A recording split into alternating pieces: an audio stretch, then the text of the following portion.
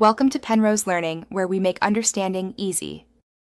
You start by checking prerequisites, a working internet connection and admin access. Open system settings and go straight to sharing. Once there, choose internet sharing as the service to configure. Make sure you understand which interface provides internet, Wi-Fi, Ethernet, or USB. Now select the source interface in the Share From menu, because this determines where the Mac pulls internet from.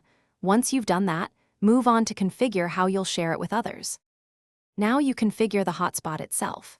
Click Wi-Fi options and name the network so devices can find it. Choose WPA2 or WPA3 for security and type a strong password because that prevents unauthorized access.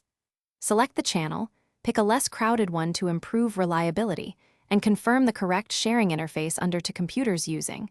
Usually that's Wi-Fi. Once these settings look right, you are ready to enable sharing. Make sure Finally, enable the internet sharing checkbox and watch for the green icon.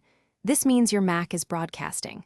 On a phone or laptop, scan for the SSID you created, enter the password, and test by opening a website.